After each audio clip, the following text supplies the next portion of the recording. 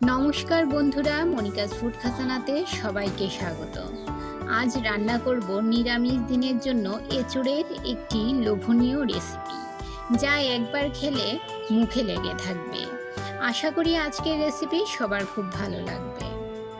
আমি এখানে 500 গ্রাম এঁচোড় নিয়েছি।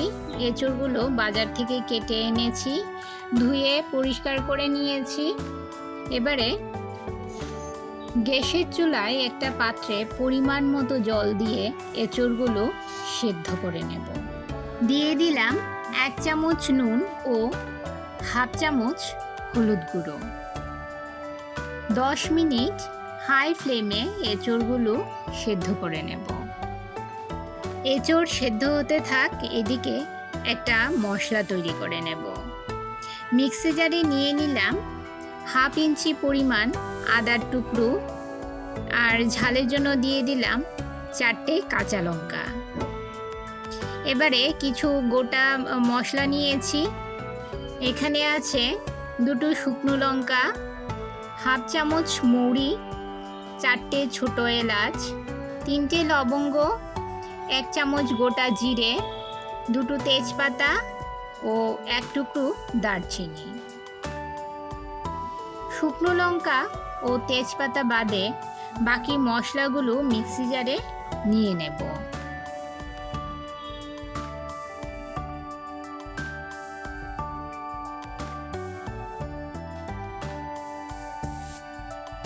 সামান্য পরিমাণ জল দিয়ে এর একটা স্মুথ পেস্ট তৈরি করে নেব।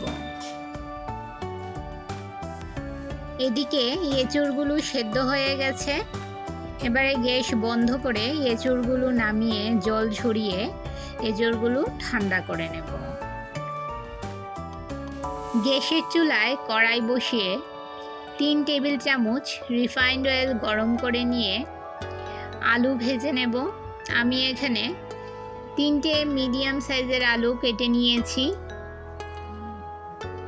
আলুগুলো দিয়ে দিলাম, আর এতে দিয়ে দিলাম সামান্য হলুদ গুঁড়ো ও সামান্য নুন।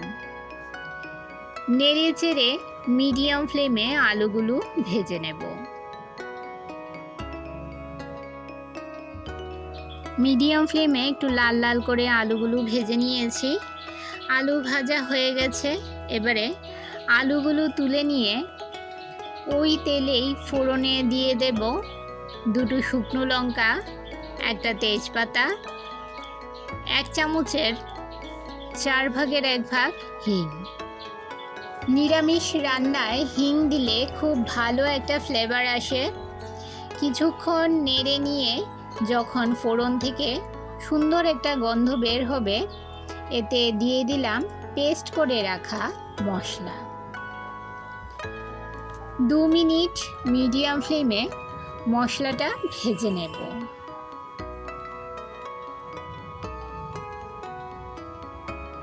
মশলার বাটিটা ধুয়ে সামান্য জল এতে দিয়ে দিলাম।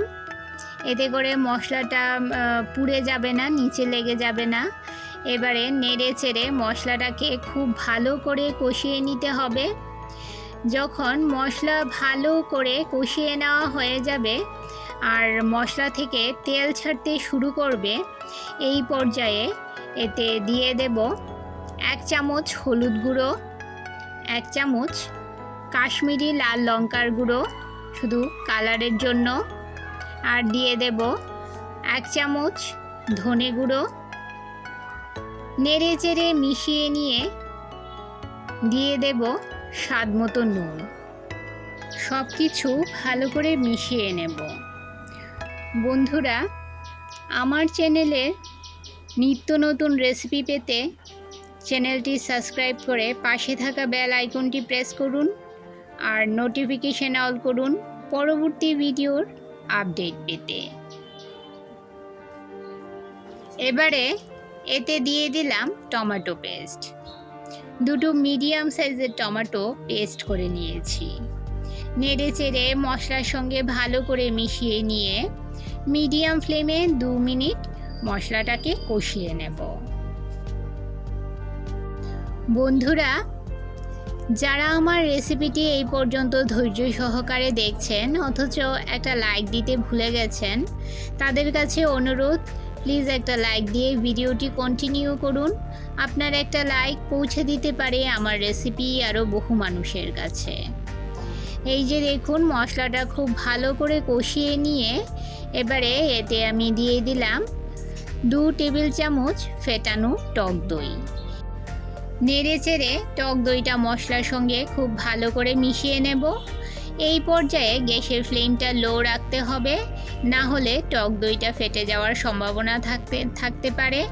তাই গ্যাসের ফ্লেমটা লো করে দিয়ে আমি টক দইটাকে মশলার সঙ্গে খুব ভালো করে মিশিয়ে নিয়েছি। আর এতে দিয়ে দিলাম 1 চামচ চিনি। চিনিটা দিয়েছি যেহেতু এখানে টমেটো আছে, টক দই আছে, তাই ব্যালেন্স করার জন্য আমি এখানে সামান্য চিনি দিয়ে দিলাম। নেড়ে চেড়ে মশলার সঙ্গে খুব ভালো করে চিনিটাকে মিশিয়ে নিয়ে এবারে এতে দিয়ে দিলাম ভেজে রাখা আলুগুলো, আর দিয়ে দিলাম সেদ্ধ করে রাখা এঁচড়গুলো। এঁচড়গুলো আমি ভাজিনি, শুধু আলুগুলোই ভেজেছি। এঁচড়গুলো ভাজলে ওপরের লেয়ারটা শক্ত হয়ে যেত, তাই এঁচড়গুলো যাতে খুব বেশি নরম থাকে এর জন্য এঁচড়গুলো আর ভাজলাম না। আপনারা চাইলে এঁচড়গুলো ভেজেও দিতে পারেন, তবে একবার না ভেজে এভাবে এঁচড় রান্না করে দেখবেন, খুবই সফট হয়, নরম হয়, আর খুব ভালো করে মশলা এই এঁচড়ের মধ্যে ঢুকে যায়। এবারে নেড়ে চেড়ে মশলার সঙ্গে আলু ও এঁচড়গুলো ভালো করে মিশিয়ে নিলাম। দেখুন বন্ধুরা, 2 মিনিট ধরে এঁচড় ও আলুগুলো মশলার সঙ্গে খুব ভালোভাবে কষিয়ে নিয়েছি। এবারে এতে দিয়ে দিলাম পরিমাণ মতো জল। খুব বেশি জল দেওয়ার প্রয়োজন নেই। নেড়ে চেড়ে মিশিয়ে নিয়ে ঢাকা দিয়ে 5 মিনিট রান্না করে নেব।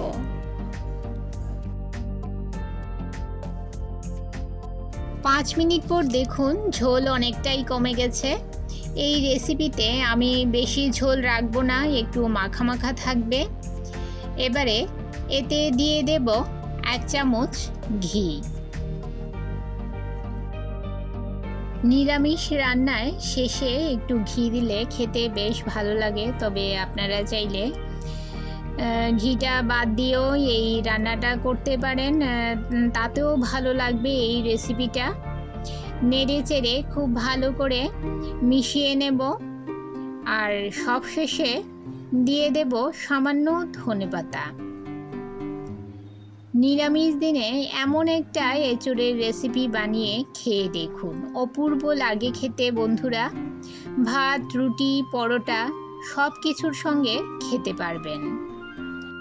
আমার আজকের নিরামিষ এঁচড়ের রেসিপি কেমন হয়েছে বন্ধুরা অবশ্যই কমেন্ট করে জানাবেন, আর ভালো লাগলে শেয়ার করবেন আপনাদের আত্মীয় ও বন্ধুদের কাছে। তাহলে বন্ধুরা আজকে এই পর্যন্তই, আবার দেখা হবে আরেকটি নতুন ভিডিওতে নতুন রেসিপি নিয়ে। সবাই ভালো থাকবেন, সুস্থ থাকবেন।